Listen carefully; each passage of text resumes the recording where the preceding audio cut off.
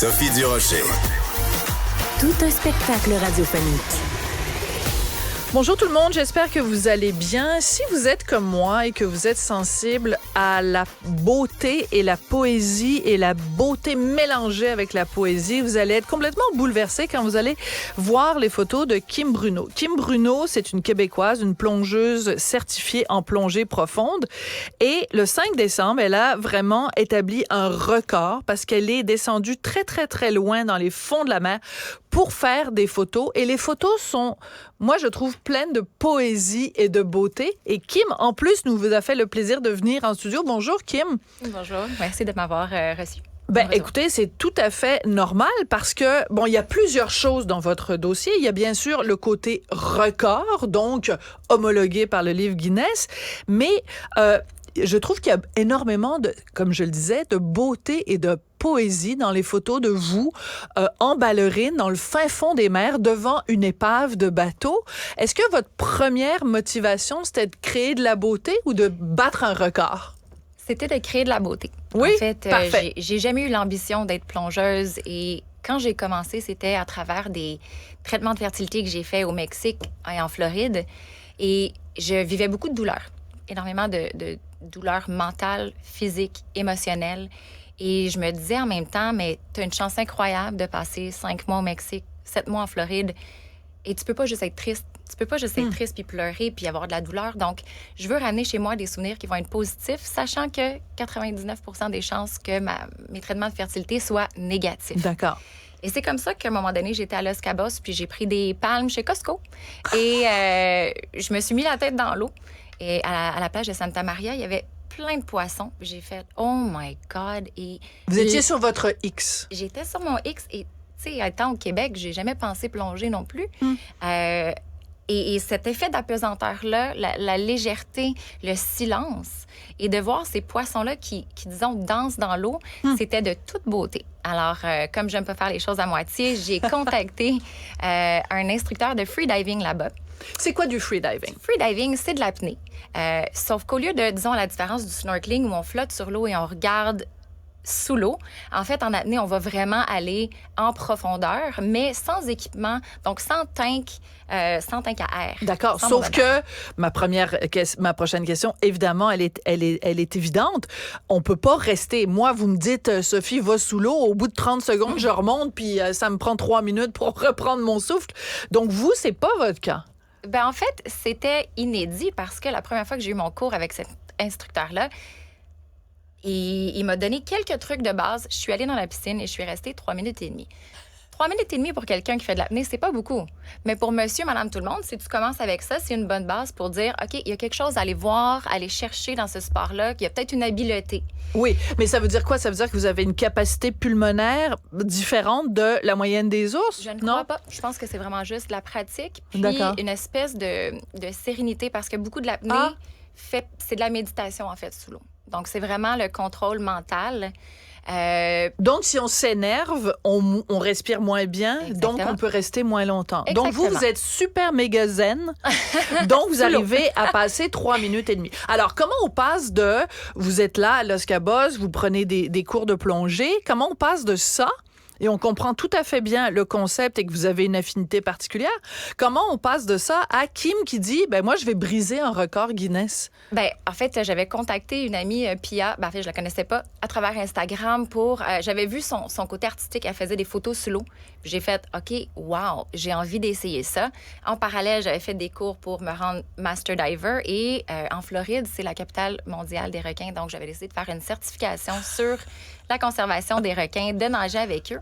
Alors, j'ai appelé cette fille-là et j'ai dit, écoute, ça te tente-tu? On se connaît pas, mais ça te tente-tu qu'on fasse quelque chose ensemble, un concept photo magique sous l'eau? Puis on a poussé, on a essayé, on a eu une symbiose incroyable. Puis après ça, j'ai dit, on fait ça avec des requins sur des épaves, en robe de soirée. On amène ça à un autre niveau. Et à travers ça, finalement, je suis tombée enceinte. Je suis revenue au Canada. J'ai dit, bon, ben j'accroche mes palmes, c'est fini. Vous êtes tombée enceinte grâce au traitement de fertilité grâce ou Oui, grâce donc au ça a traitement de fonctionné. fertilité en Floride. Ben, vous êtes tellement zen. Ah, ben écoute, oui. ben je pense, j'attribue en énorme partie parce que avant, j'essayais de l'acupuncture et des massages et des healers et des herbes chinoises. Et c'est vraiment quand je me suis mis à la plongée puis à voir ce que moi j'aimais, dans le fond, ce qui me rendait heureuse et ce qui me calmait, je pense que ça m'a donné le coup d'envoi. Évidemment, pour honorer ce parcours-là, je suis retournée faire mes photos de maternité avec Pia aux Bahamas. Elle était passée, j'étais chez nous, j'étais dans un chalet que j'avais loué et quelqu'un m'envoie le record du monde sur Instagram. Le Juste record pour que du je le monde voie. de plongée, de photos en plongée sous-marine. Oui. Et je me dis, écoute, t'as accouché, ça fait pas longtemps, mais pourquoi pas? Parce que toute ma vie est un enchaînement de pourquoi pas. Ben, je m'en rends compte. Vous aimez les défis parce que vous dites, vous auriez pu juste faire de la plongée. Ben non, on va aller plonger avec les requins. Tu sais, moi aussi, je me lève, je me fais des toasts le matin, un petit peu de beurre d'arachide, puis je me dis, bon, on va aller plonger avec les requins. Non, vous sortez de l'ordinaire, Kim. Ben, je pense que dans toutes les sphères de la vie, c'est bien de faire. Tu sais, en affaires, quand on m'offre une opportunité, des fois, je ne crois pas nécessairement que je suis qualifiée. Je vais quand même prendre l'opportunité. Je vais travailler 8 fois plus pour leur prouver et pour l'acquérir, cette capacité à faire les choses-là. Donc, je suis à peu près comme ça dans toutes les sphères de ma vie. Et quand j'ai vu le record du monde, j'ai fait, OK, je vais m'inscrire, mais j'ai pris ça à la légère. Tu sais, tu peux t'inscrire, tu peux payer pour que ce soit plus rapide. Mais j'ai dit, non, regarde, on met ça dans les airs, on verra. Et le 5 décembre, qui était un mardi, le mardi d'avant, je reçois mon numéro du record Guinness. Et là, je me dis, oups, attends une minute. Ça devient C'est vrai, sérieux? là. Ça fait 1 an et demi que j'ai pas plongé. Je m'entraîne pas comme avant parce que j'ai le bébé à la maison. J'ai pas de piscine, j'ai pas rien pour me pratiquer. Alors, je suis allée sur Internet, vite, j'ai trouvé un cours de refresh en plongée. Incroyable. Vous êtes incroyable, je vous le dis, vous êtes hallucinante. Piscine du Cégep du Vieux-Montréal. Et je suis partie là-bas, un peu nerveuse, mais Pia m'a dit, écoute, on a des conditions magnifiques. La photographe. Et c'était la première fois de ma vie que je voyais l'océan miroir, que tu ne distingues pas l'eau de l'horizon. Et pour moi, c'était comme un signe du ciel. Wow. On est descendu. Toute la gang, il faut préciser qu'on a des plongeurs de sécurité. Oui. Alors, c'est pas juste Pia donc, il y et a moi. il y a la photographe, il y a quelqu'un donc pour homologuer le record et quelqu'un pour la sécurité si vous arrive quelque chose. Et parce que, je dis tout ça parce que je veux que les gens comprennent, sur votre page Facebook, vous avez mis une vidéo où on voit à certains moments, évidemment, de la plongée où vous avez brisé ce record. Et il y a quelqu'un donc qui est là pour vous donner de temps en temps une petite bouffée d'air. Exact. Parce que la difficulté dans un challenge comme ça, c'est la modèle qui l'a. C'est sûr que à la base, être dans ces profondeurs-là vient avec un lot de challenge. En bas de 100 pieds, en bas de 30 mètres, on a des risques de narcose à l'azote, qui est une espèce d'intoxication que les gens font au nitrogène qui t'amène une ivresse ou un peu tu perds la carte, qui peut être dangereux. Si ça arrive, on doit remonter. D'accord. Il y a aussi le fait que ton corps, à cause de la pression, va être saturé en azote. Donc, on peut seulement rester 9 minutes. On a 9 minutes top chrono pour prendre la shot. Et ensuite, il faut remonter et faire de la, évidemment, de la décompression à 15 par palier, pieds. oui. Mais on y va par palier. Donc, la modèle, par contre, les autres, si tu regardes mon équipe dans la vidéo, ils ont des palmes, ils ont des masques, ils voient. Oui. Ils peuvent respirer sous l'eau, alors que moi, on m'enlève mes palmes, on m'enlève mon masque, donc je vois absolument rien. Et tu prends des grandes bouffées d'air et voilà, tu poses. Et... Mais la question que j'avais, c'est donc, vous avez 9 minutes. Tout le monde, vous devez descendre en groupe. Vous êtes rendu sur l'épave. Vous avez votre très jolie robe de ballerine, vos pointes.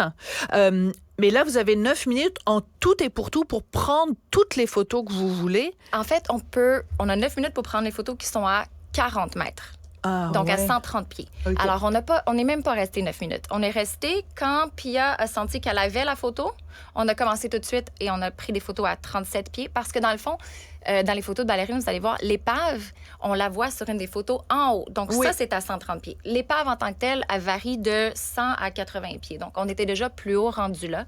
Mais tu sais, pour pas prendre de risques, on ne s'approchera pas du 9 minutes si on n'est pas obligé. D'accord. Alors, vous parlez de risques. Vous avez une jeune enfant. Oui. Est-ce qu'à un moment donné, vous avez eu peur et que vous vous êtes dit, je suis en train de risquer ma vie pour une photo, moi, là? En fait, si on avait dépassé les limites, si les conditions n'avaient pas été bonnes, si j'avais été avec une équipe que je ne connaissais pas, ça, c'est une équipe avec qui je l'ai fait souvent. Ouais. Si j'étais pas certifiée aussi, donc il y a un entraînement qui a été fait par rapport à ça. Je comprends, mais il reste toujours quand même une part de risque. Oui, mais vous avez un risque quand vous allez en vélo. Oui. En vélo, tu peux tomber. Je veux dire, c'est pour ça que je fais pas de vélo aussi. Oui, c'est là. ça. Mais prendre un vélo et aller au coin de la rue, au dépanneur, s'acheter des chips, nager avec des requins, descendre à je sais pas trop combien de pieds dans une épave, c'est pas vraiment comparable quand même. Oui, mais comme je vous dis, on était très bien préparés. Oui. On s'était rencontrés d'avance. On avait des plans exactement de qu'est-ce qu'on allait faire. Vous avez scénarisé ce qui allait se passer. Eux sont allés voir le site avant que moi j'arrive aussi. Et le mot d'ordre, c'était il faut que tout le monde soit bien et en sécurité. Alors, moindrement qu'une personne ne se sent pas bien, on remonte et on recommencera un autre jour. Ouais. Donc, mais finalement, vous n'avez pas eu.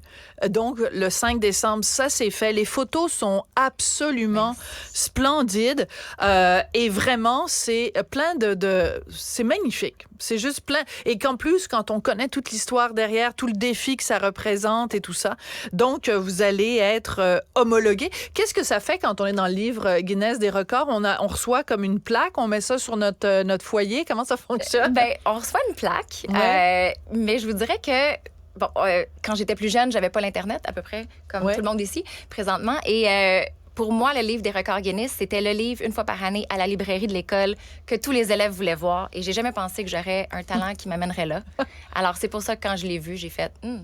c'est là que je veux. Donc, pour moi, c'est pas tant la plaque, c'est pas tant le record, mais le trip d'avoir fait ça et une belle boucle pour honorer, dans le fond, mon périple pas mon périple, mais mon histoire de fertilité. Et de plonger avec Ella.